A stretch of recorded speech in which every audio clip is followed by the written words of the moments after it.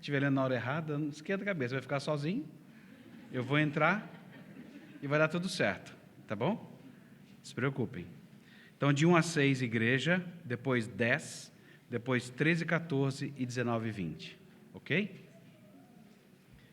Então, igreja, hoje é o Salmo 9. Podem começar a ler, por favor.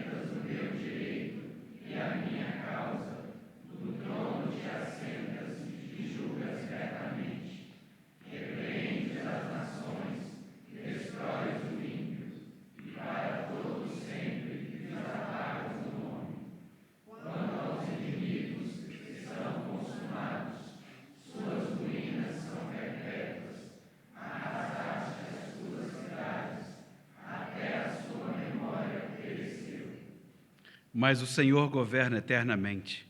Modelou com justiça o seu trono. Ele mesmo julga o mundo com justiça. Julga os povos com retidão. Por esta razão, o Senhor é alto refúgio para o oprimido, refúgio nas horas de tribulação.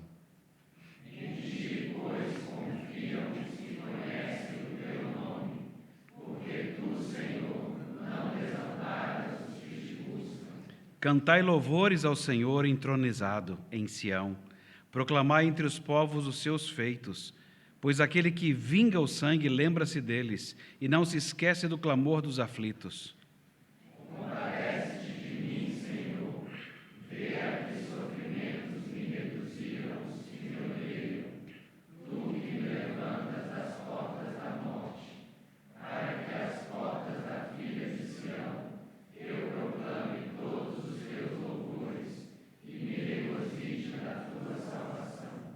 Afundam-se as nações na cova que fizeram, no laço que esconderam, prendeu-se-lhes o pé. Faça conhecido o Senhor pelo juízo que executa. Enlaçado está o ímpio nas obras de suas próprias mãos.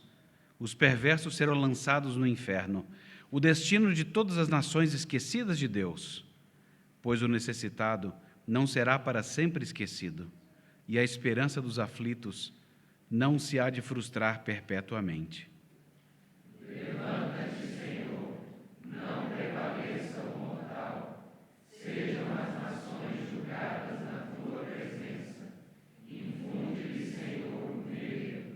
Saibam as nações que não passam de mortais. Vamos orar uma vez mais? Bom Deus e Pai, à medida em que trabalhamos nesse texto do Salmo 9, ajuda-nos a ouvir a tua voz. Nós oramos agradecidos, Deus, no nome de Jesus. Amém. Bom, parte do rascunho já é o que nós fizemos. Então, antes do sermão, ainda é o rascunho, tá bom? Então, parte do rascunho já é o modo como nós lemos. Como é que foi feita essa divisão? Olha, numa parte do Salmo, o salmista fala com Deus.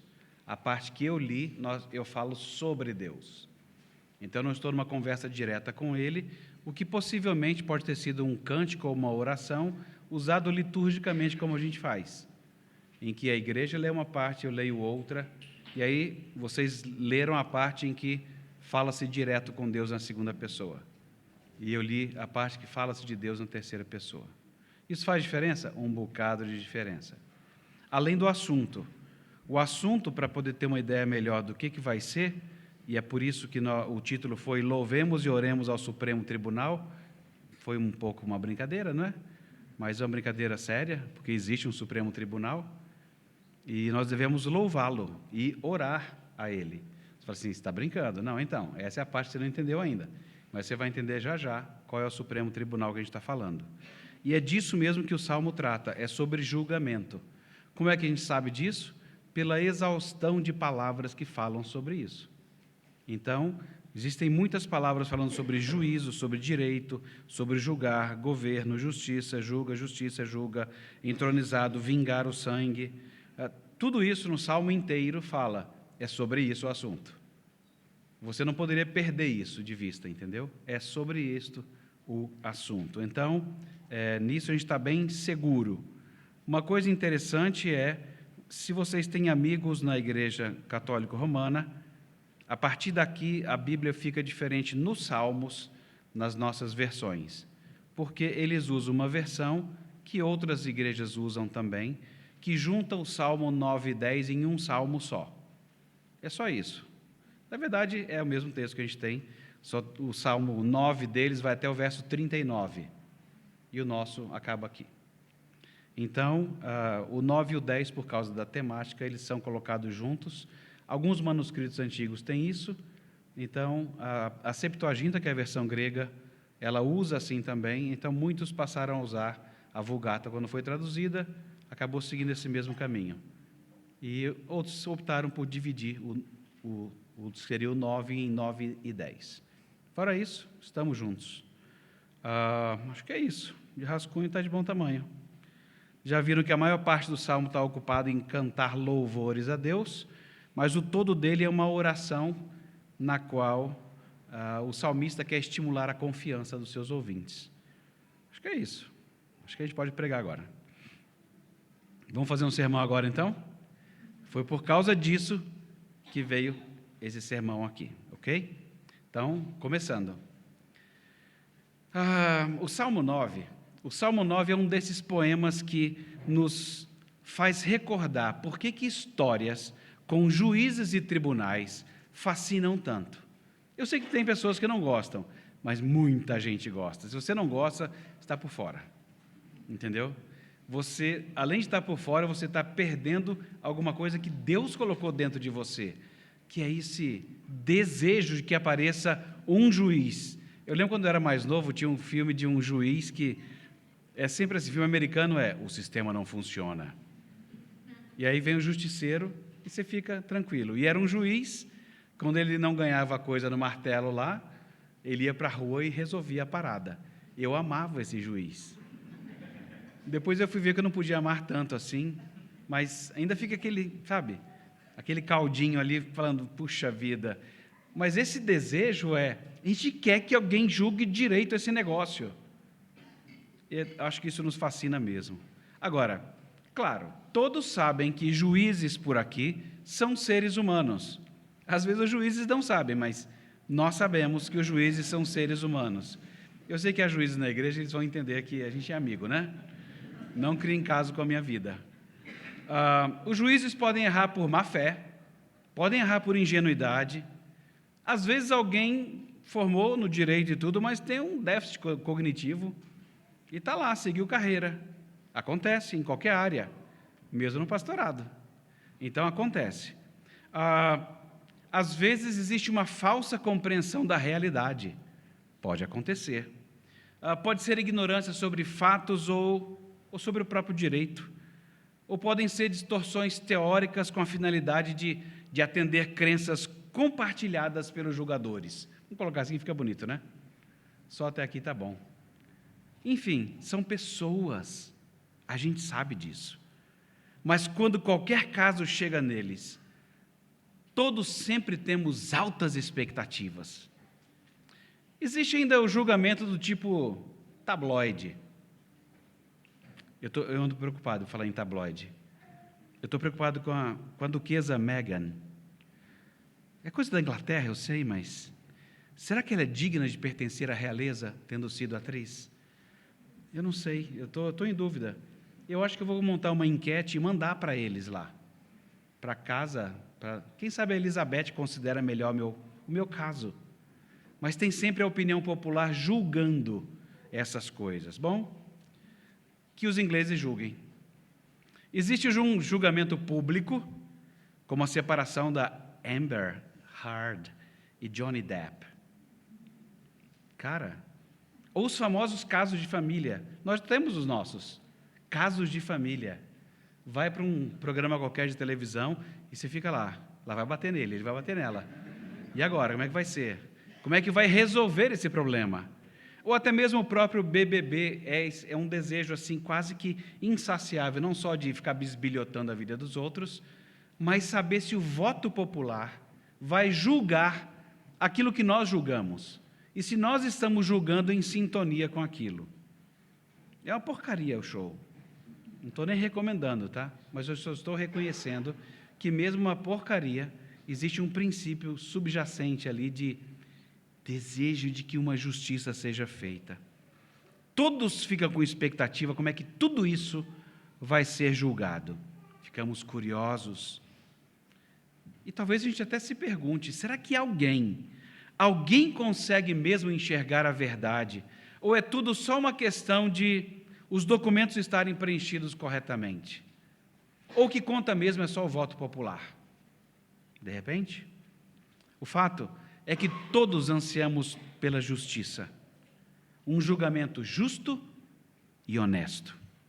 Eu até faria uma adaptação de espelho, espelho meu. Porta e janela aberta. Existe um juiz que enxergue as mentiras e enganos e faça a coisa certa? Acho que eu iria para o espelho perguntar isso.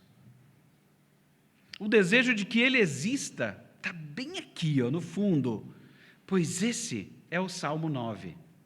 Hoje o salmista nos ensina a louvar e orar ao Supremo Tribunal, porque Deus é o governante justo e supremo juiz de toda a terra. Nós veremos isso em duas partes. A primeira, o Salmo nos ensina a louvar a justiça de Deus, e a segunda, o Salmo 9 nos ensina a orar pela justiça de Deus. Por uma razão simples, o próprio Salmo está dividido assim. A parte de louvor até o verso 12, e depois a petição dele a partir do verso 13. Então, é uma divisão natural do que o próprio salmista fez em termos de separação, mas com a mesma temática. Ok? Então, lá vamos nós. Para a primeira parte, vamos aí. O Salmo 9 nos ensina a louvar a justiça de Deus. O louvor no Salmo 9 são esses versos de 1 a 12. Louvar, elogiar, contar o que foi bom, falar bem, lembrar de algo impressionante, descrever até para o motorista do Uber aquele momento mágico. Você viu que Djokovic ganhou? Se você não gosta, afaste-se do tênis, entendeu? Deixa a gente em paz. Nós fazemos isso porque louvar envolve essa explosão de alegria. Quando nós exultamos em alguma coisa, você quer falar daquilo. Você quer que todos comam a pamonha de Goiânia. Pelo menos os goianos querem. Que babem no Roadster que você comprou do tio Elon Musk. Se você não sabe o que é um Roadster, você não nasceu ainda. Mas eu comprei um Roadster. Gente, se eu falasse isso, vocês podiam, sei lá, me demitir, né? Porque eu estou usando dinheiro de modo indevido aí na vida.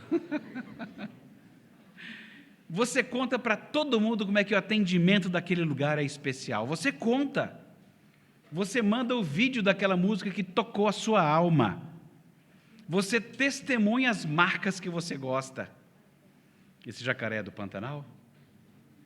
E você faz isso vestindo e contando como é que a roupa é confortável e como que ela é duradoura. As pessoas vão assistir um filme usando a memorabilia que conseguiram de seus atores preferidos, ou até mesmo vão vestidos como os personagens. Que filme! Como está difícil dizer que filme em qualquer um, eu vou só falar que filme. Talvez tenha algum bom. Por que é melhor para a maioria assistir jogos acompanhados?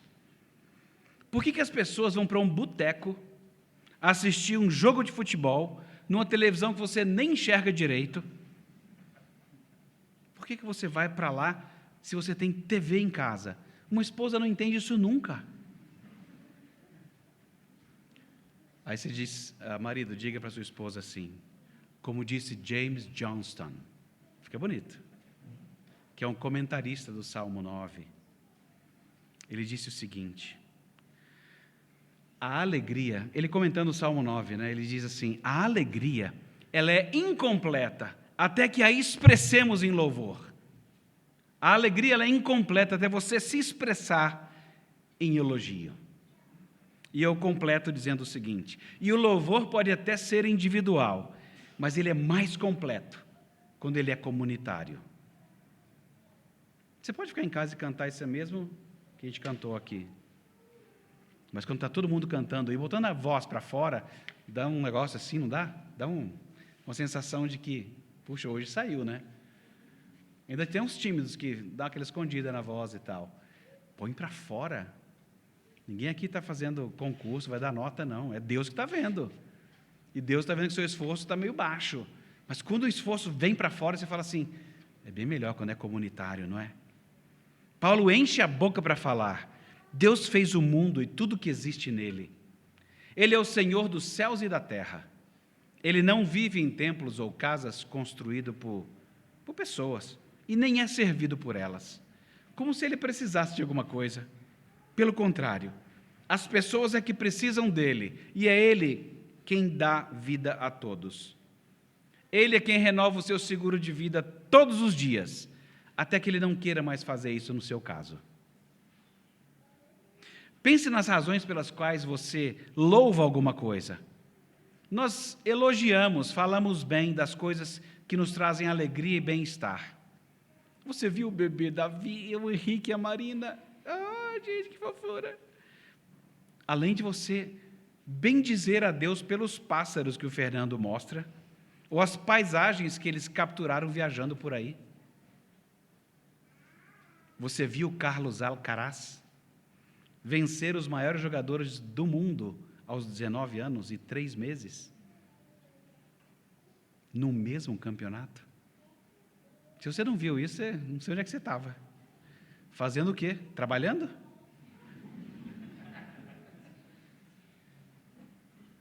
A Escritura sempre apresenta Deus, e Deus se apresenta assim como o mais belo, o mais empolgante, o mais cativante ser do universo.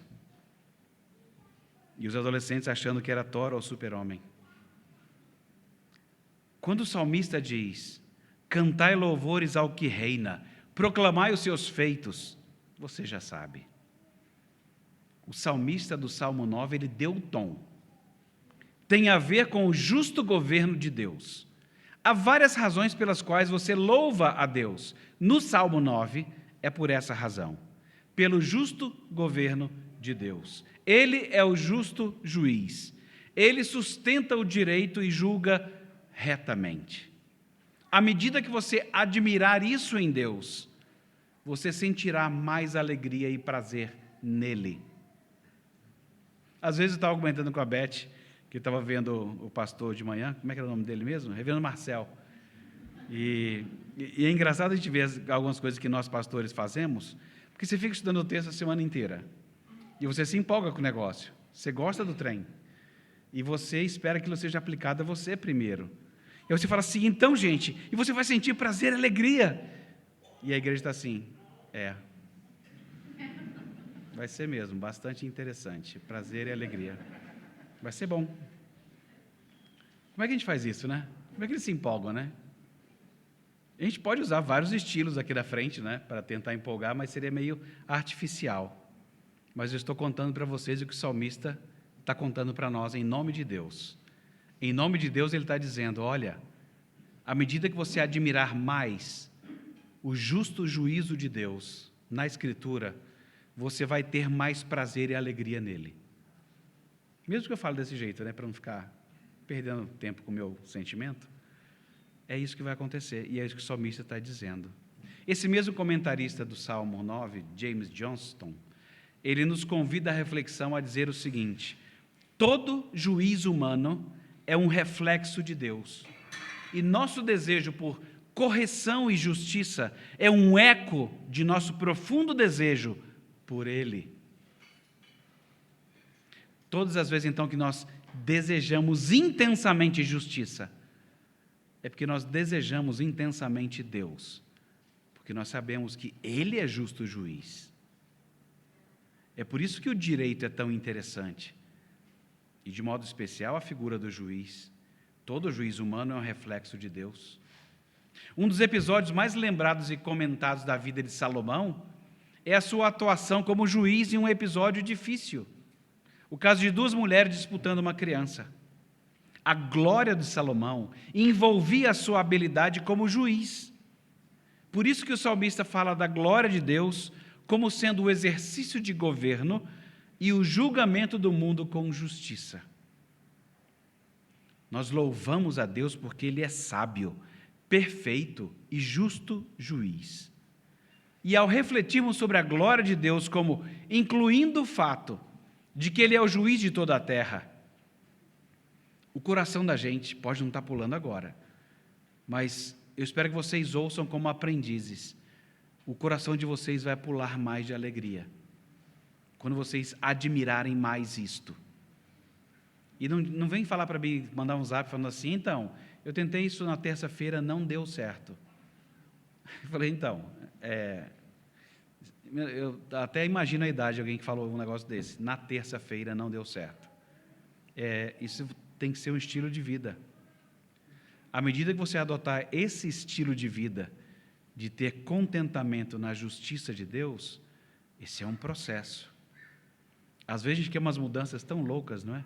Você estragou a vida toda fazendo bobagem por 10, 20, 30 anos, 40, alguns mais, né? Não vou nem colocar os números aí. E você quer que uma oração resolva a sua vida. Que uma terça-feira resolva a sua vida. Não funciona bem assim. Deus pode fazer isso e mudar assim, ó. Mas na maioria dos casos, Ele tem preferido mudar em processo. Então esse é um processo. A razão dada no Salmo do porquê não estão todos louvando a Deus é porque se esqueceram dele. Na verdade, de acordo com o ensino geral da Bíblia, é porque o mundo habita nas trevas, estando, portanto, cego para a realidade de Deus. E nós podemos cair no mesmo erro. Cristão, presta atenção. Nós podemos cair no mesmo erro. O salmista, por isso, nos motiva a erguermos os olhos e vermos Deus por Ele mesmo, especialmente porque Ele é o nosso Supremo Tribunal, de onde vêm as decisões justas e verdadeiras. E por falar em sermos motivados, tem alguém que escreveu uma obra chamada Reflexões nos Salmos, e o nome dele é C.S. Lewis, já ouviram falar? Reflexões nos Salmos. E ele coloca assim, aspas, acho que nos deleitamos em elogiar... Não, peraí, para ler isso aqui eu preciso de água.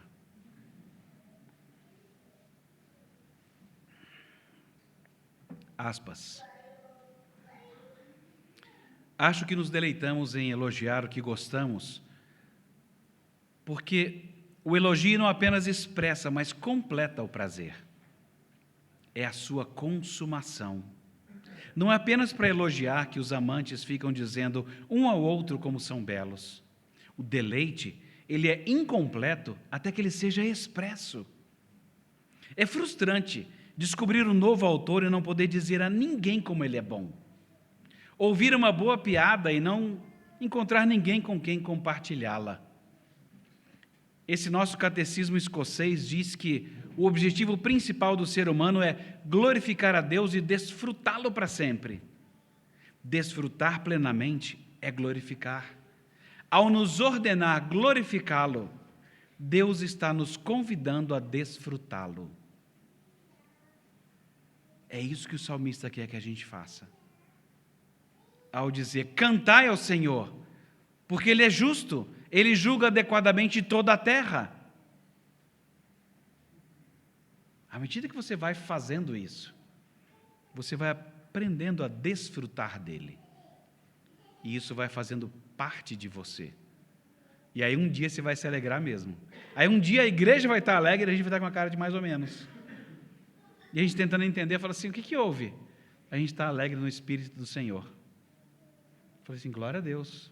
E eu estou meio baixo assim, mas estou vendo, coisa boa. Coisa boa. Além do Salmo nos ensinar a louvar a justiça de Deus, não é?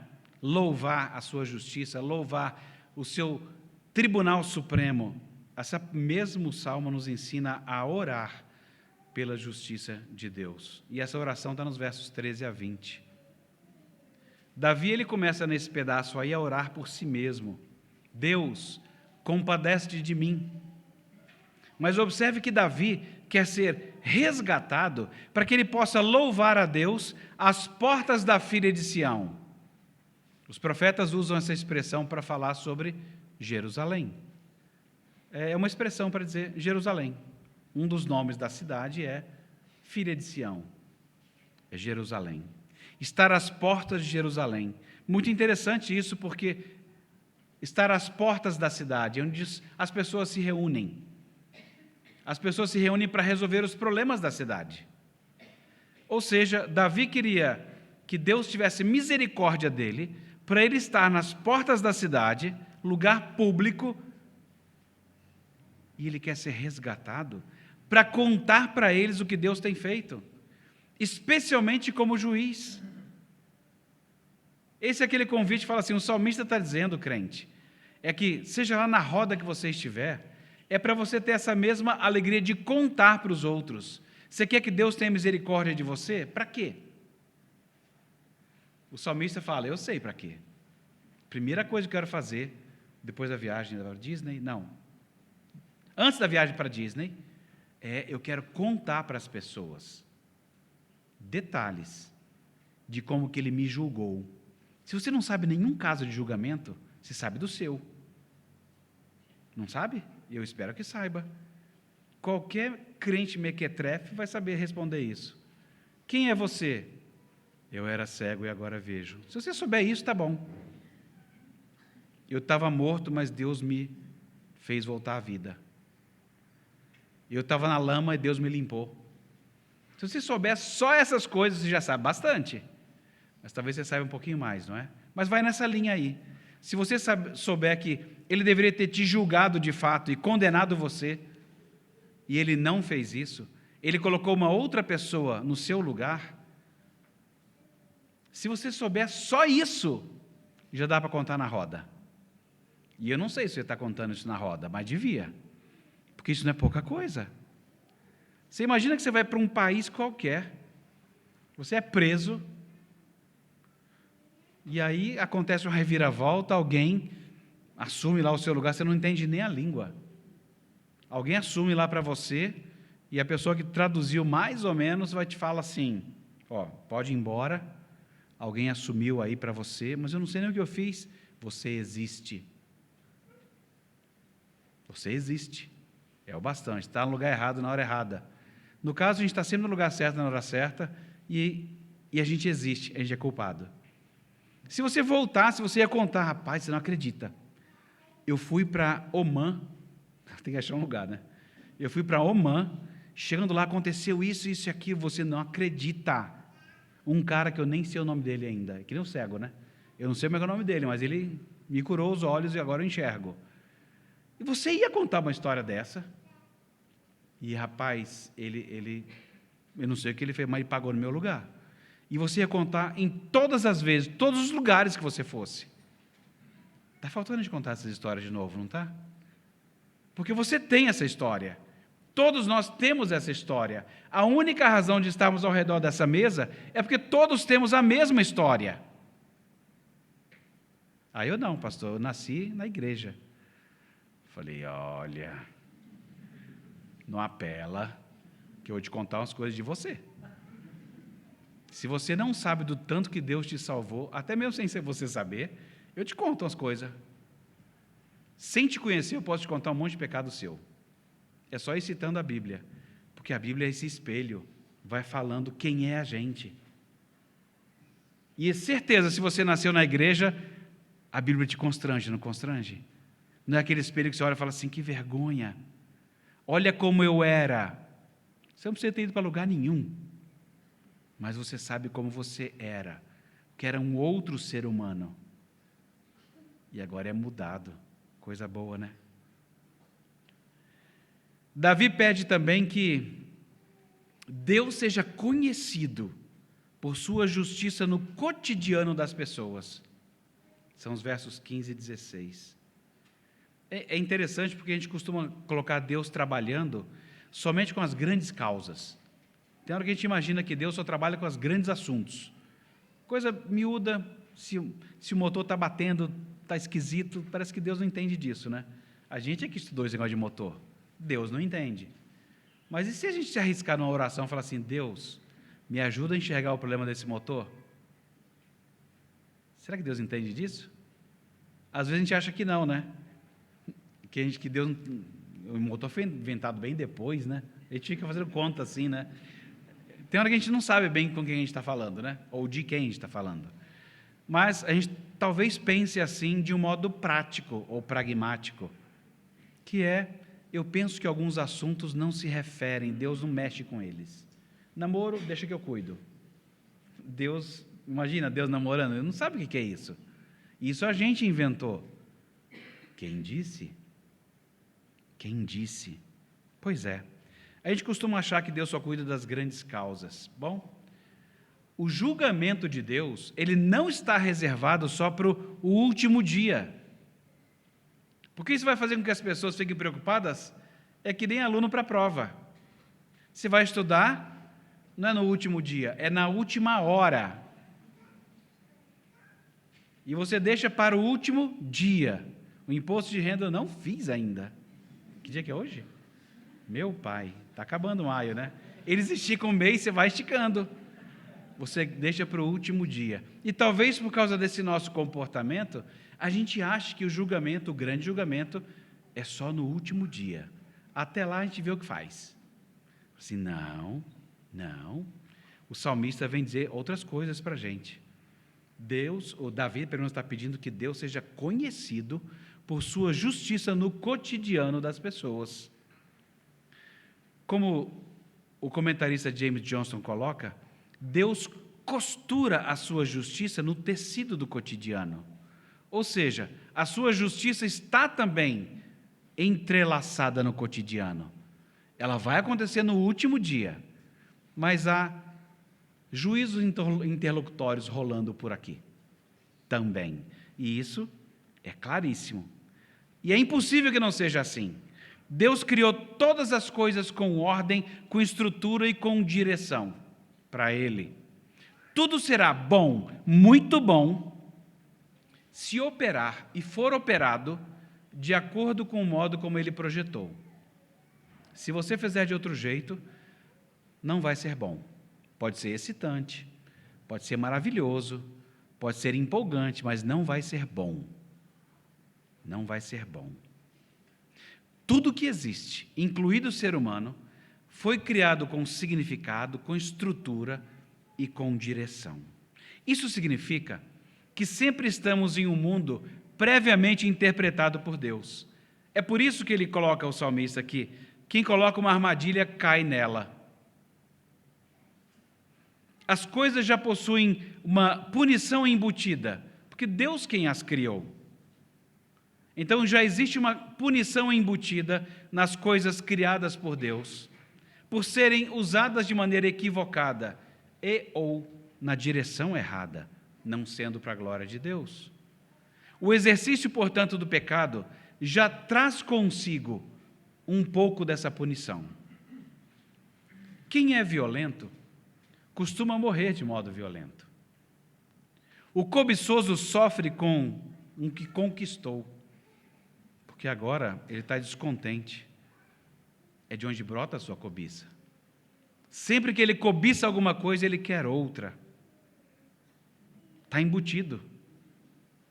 Os que se entregam à pornografia arruinam sua vida sexual. Para quem achava que ia melhorar, não são pessoas da igreja que estão fazendo os estudos. Está todo mundo lendo e sabendo. Quem se entrega a isso, arruina sua vida sexual. A fofoca ela é feita para destruir o caráter de outra pessoa.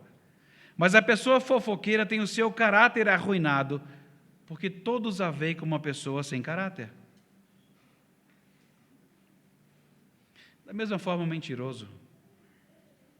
Os que buscam a felicidade individual como meta suprema de vida, enfrentam diversos efeitos colaterais no âmbito pessoal, profissional e social.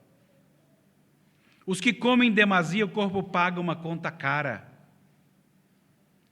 Então, todo pecado a que você se entrega já tem uma puniçãozinha embutida ali. Em tudo isso, as pessoas deveriam se dar conta de que Deus, Ele é responsável por esses resultados que estão encapsulados. Haverá um julgamento final. Mas as coisas que Ele fez para serem boas, já tem um pequeno juízo encapsulado. E Ele se faz conhecido pelo julgamento que exerce continuamente sobre o pecado cotidiano.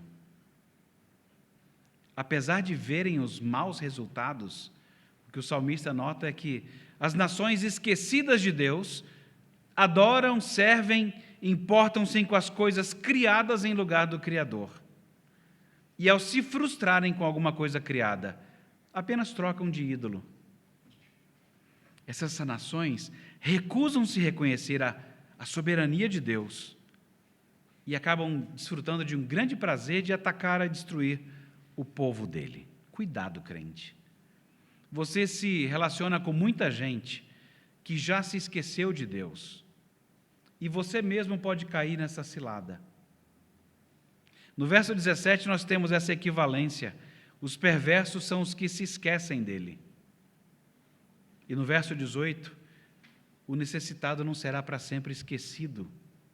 Ou seja, tem hora que demora, mas Deus está vendo. Ele é o vingador do sangue de todas as pessoas, de Abel até hoje. Aliás, ser esquecido é uma coisa muito ruim, não é? Desde não ser convidado para um aniversário. Casamento a gente já está começando a tolerar porque a grana é curta, o casamento só pode ter 12 pessoas, a sua família tem 200, então você já sabe que vai ser difícil, então você já releva. Mas aniversário do seu primo, que sempre chamou todo mundo, você não foi chamado? Acho que todo mundo tem uma história de terror assim, não tem? E que você ainda odeia o seu tio até hoje. Talvez, perdoa, gente, vai. Ele fez por mal. Mas assim, você não vai pagar o mal com o mal. Essa é a vida, não é? Mas ser esquecido é uma sensação muito ruim. Ser esquecido por quem você ama. Eu não vou nem contar essa história, porque só de lembrar é ruim, né, Beth? Você esqueceu sua esposa na faculdade. Nem vou comentar, mas só isso já vê que foi horrível. Mas depois de 2 anos deu tudo certo. Ser esquecido por alguém que deve a você, veio morar de favor na sua casa. Chegou onde chegou porque você ajudou a chegar lá. E você não existe. E então, quando é aquele projeto? A ideia foi sua, você começou o projeto, investiu tudo nele, e a pessoa nem cita o seu nome. Queremos agradecer aqui ao Daniel Lopes por ter feito o projeto, que não é dele. Ele nem projetou o negócio, mas ele roubou a ideia, entendeu? Quero agradecer ao Daniel Lopes, e todo mundo fica olhando, e o cara do projeto fica lá assim, ah é? Acabou a amizade. A gente sabe como é que isso é dolorido. Pois bem, esse é um dos grandes pecados denunciados na Bíblia, esquecer de Deus. Passar a vida como se Ele não existisse. Não compartilhar com Ele as nossas derrotas e conquistas. Não contar a Ele os nossos pensamentos mais esquisitos. Porque é para Ele que tem que contar, não é para outra pessoa, não.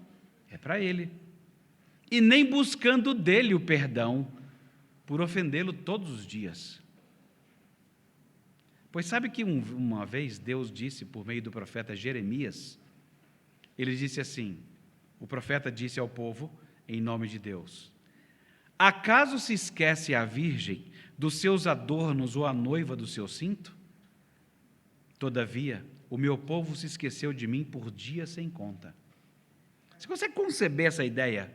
Já foi a um casamento em que a noiva esqueceu de maquiar? Alguém? Você pode ter tido uma noiva que não quis se maquiar, mas uma noiva que se esqueceu de maquiar. Ah, gente, o vestido não era esse. Eu vim para um jantar e ao casamento. Existe essa cena? Não, não existe essa cena. Alguns com quem você se relaciona vão tentar se defender, dizendo assim: ah, não, toda manhã, a primeira coisa que eu faço quando eu acordo, que eu abro o olho, na verdade são as duas coisas que eu faço durante o dia, quando eu abro o olho e quando eu vou fechar o olho, eu penso em Deus. É isso aí. É vidro, né? Vidro não conta. Mas é isso aí, para dar sorte, não é sorte, isso é protestante, né? Para ajudar o dia, entendeu? Aí bem. Então eu penso em Deus quando eu abro o olho, eu penso em Deus quando eu fecho o olho. Durante o dia, salve-se quem puder. Porque eu não penso, não. Em alguns casos, vocês talvez conheçam pessoas que têm até um certo relacionamento com Deus e tem um cantinho para Ele. Tipo pet. Você põe uma caminha, põe água e espera que Deus sorva. Gente, não foi Deus que bebeu a água, foi a secura de Brasília que secou o potinho. Mas tem gente que acha que Deus toma essas coisas mesmo. Arrumar um cantinho para Ele. Não é assim que funciona. Nós precisamos orar ao Supremo Tribunal, que é onde Deus está. Lembrar dele significa atribuir a Ele a glória devida ao seu nome. Lembrança e glória é uma excelente combinação. Sabe aquela sala de troféu? Aquelas medalhas penduradas? Medalhas e troféus, eles são exibidos para lembrar da glória de um momento passado. Marcas são mostradas para exibir, por exemplo, a memória de um acidente. Eu tenho uma aqui, mas é na calça, é a batata da perna, são gêmeos. Os gêmeos cortados, que não são os são os meus gêmeos. É uma marca de um acidente que você foi poupado. Aí você se lembra, você tem a marca. Ou seja, a glória pode estar numa cicatriz. A gente canta sobre isso, não canta? A glória pode estar numa cicatriz. E por isso que a gente pode trabalhar com essa junção aqui. Reconhecer a glória de Deus está associado a lembrar-se. Então, o oposto de glória vai ser esquecimento. Não reconhecer a glória de Deus é não se lembrar do que é importante. E aí vai cair na advertência do profeta Jeremias. Vocês lembram de tudo que é importante, mas vocês não falam comigo. Vocês não se lembram de mim. Continuar a orar pela justiça de Deus mostra que nós não esquecemos que Ele é o justo juiz. Ele é o Supremo Tribunal a quem recorremos e que nunca falha. Mas para isso, é bom ser lembrado pelo salmista que nós somos apenas homens e mulheres, finitos criados. É por isso que a gente precisa levantar os olhos e contemplar o Deus que mostra a sua glória por estar julgando e governando o mundo com justiça.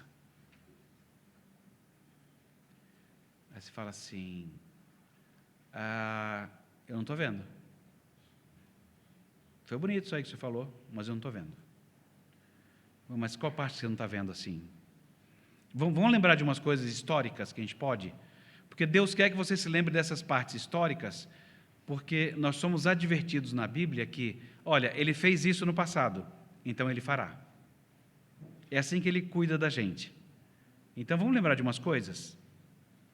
Deus já julgou Adão e Eva. Ele baniu o primeiro casal do Jardim do Éden por violarem a ordem clara de não comerem o fruto da árvore do conhecimento do bem e do mal.